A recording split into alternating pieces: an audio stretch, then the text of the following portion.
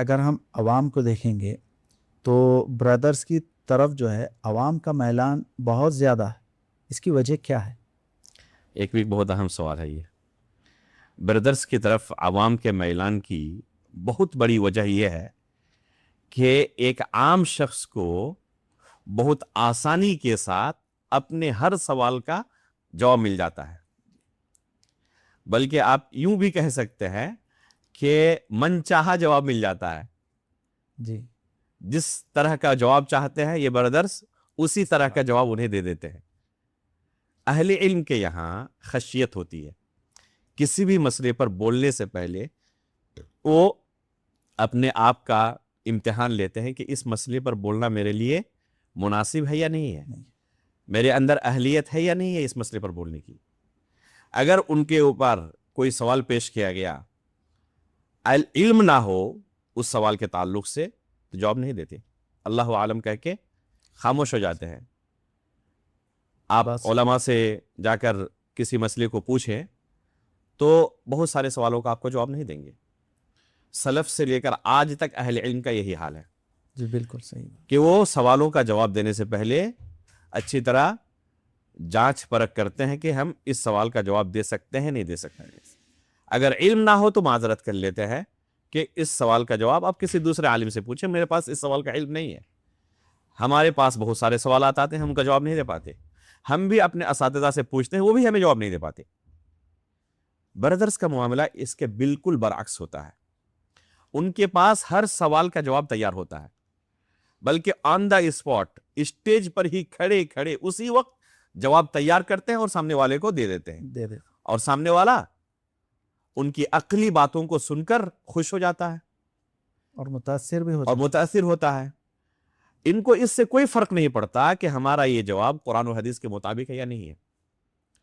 چونکہ ان کے پاس علم ہی نہیں ہوتا قرآن و حدیث کا، تو یہ کیا کرتے ہیں، لاجیکلی ہر سوال کا جواب دینے کی کوشش کرتے ہیں. یہ لاجیکلی سامنے والے کو کسی بھی طرح خاموش کرنا ہے، خاموش کرا. ہر سوال کا جواب دینا ضروری سمجھتے ہیں یہ. اور ہر سوال کا جواب دیتے بھی آپ نے کبھی کسی بردر کو نہیں سنا ہوگا کہتے ہوئے کہ مجھے اس سوال کا جواب نہیں پتا ہے. یا اہل علم سے یا ہم سے جو بڑے علماء ہیں ان سے آپ جا کے پوچھیں، کبھی آپ نے نہیں پایا ہوگا. تو چونکہ عوام کو فوراً ان کے سوالوں کا جواب مل جاتا ہے، اس لیے وہ ان کی طرف فوراً مائل ہو جاتے ہیں. ایک اور چیز جس سے بہت سارے لوگ متاثر ہوتے ہیں وہ نمبرنگ کا مسئلہ ہے. یہ کیا کرتے ہیں، آیت اور حدیث کا نمبر لوگوں کو بیان کرتے ہیں. کسی چیز کو بیان کیا اور اس کے اتنے نمبرات. بہت سارے لوگ اس سے متاثر ہو جاتے ہیں، مرعوب ہو جاتے ہیں. حالانکہ حقیقت میں یہ بردرز کی مجبوری ہوتی ہے نمبر بیان کرنا. اچھا، انہی نمبرات والے نصوص کو ان سے آپ پوچھ لیں کہ آپ نے فلاں حدیث کا اتنا نمبر بتایا تھا، بخاری میں اتنا نمبر ہے، وہ حدیث ذرا پڑھ کے سنا دیں. اس کے بعد آپ کو پتا چلے گا کہ ان نمبروں کا کیا حال ہے. بلکہ ان کے سامنے کھول کر رکھ دیں، زبر زیر اگر نہ لگا ہوا ہو تو پڑھ بھی نہیں پائیں گے. نہیں پڑھ. تو نمبر یاد کرنا بڑا آسان ہے، نمبر یاد کرنا بڑا آسان ہے، لیکن مکمل ایک صفحے کی حدیث کو یاد کرنا بڑا مشکل ہے. عوام کیا سمجھتی ہے کہ ان کا نمبر بیان کرنا ان کی ذہانت کی دلیل ہے، حالانکہ حقیقت میں ان کی مجبوری ہے نمبر سے کام چلانا. جی، کیونکہ یہ پڑھ نہیں سکتے، اور جب کوشش کرتے ہیں پڑھنے کی تو ایک سطر کے اندر فاش قسم کی بے شمار غلطیاں کرتے ہیں. کیونکہ یہ ابتدائی درجات میں جو صرف اور نحو کے قواعد پڑھائے جاتے ہیں ان سے بھی واقف نہیں ہوتے، فاش قسم کی غلطیاں کرتے ہیں. تو اس لیے وہ نمبر سے کام چلاتے ہیں اور عوام مرعوب ہو جاتی ہے کہ یہ حقیقت میں ان کے پاس ہی اصل علم ہے. جی، حالانکہ ہمارے پاس اصل یہ نہیں ہے کہ انہوں نے نمبر کون سا بیان کیا یا کون سی آیت بیان کی یا کون سی حدیث بیان کی. اصل یہ ہے کہ جو وہ دلیل دے رہے ہیں وہ دلیل حقیقت میں منہج سلف کے مطابق وہی مفہوم اس کا ہے جو انہوں نے بیان کیا یا کوئی دوسرا مفہوم ہے. صرف ہمارے یہاں حوالہ کافی نہیں ہے. یہ تو صرف نمبر سے کام چلاتے ہیں. خوارج، معتزلہ، قدریہ، جہمیہ جیسے گمراہ فرقے جو ہوتے ہیں جی، وہ تو باضابطہ پورا नस पढ़ते हैं, नस पढ़ते थे। पूरी आयत पढ़ते हैं, पूरी हदीस आपको सुना देंगे।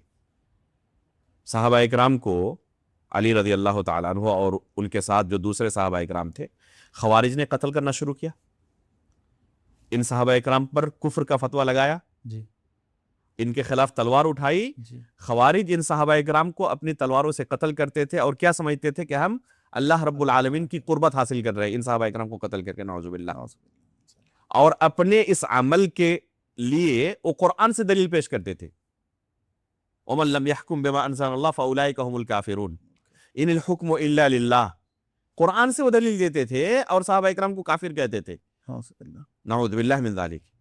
तो अब सोचें कि अगर कोई कुरान से भी दलील दे और उसका वो मफहूम ना हो तो हम कबूल कर लेंगे? नहीं कर सकते। अली बिन अबी तालिब रज़ी अल्लाह ताला अन्हु खलीफा राशिद क्या कहते थे इन खवारिज से?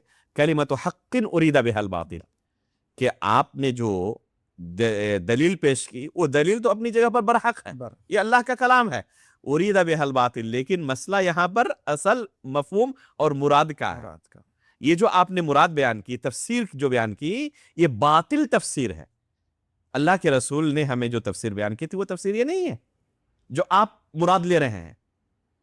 तो अगर कोई शख्स नंबर क्या पूरी आयत पढ़ के सुना दे लेकिन उसका वो मफहूम ना हो जो सलफ़ सालिहीन ने लिया है, तो हम उसे कबूल नहीं कर सकते। तो असल नंबर का मसला नहीं है, असल मसला किसका है कि वो मनहज सलफ के मुताबिक है या नहीं है, इसका यही माना है या नहीं है। और ये कैसे पता चलेगा कि यही माना है या नहीं? पढ़ना पड़ेगा फिर, और यही काम वो नहीं करना चाहते।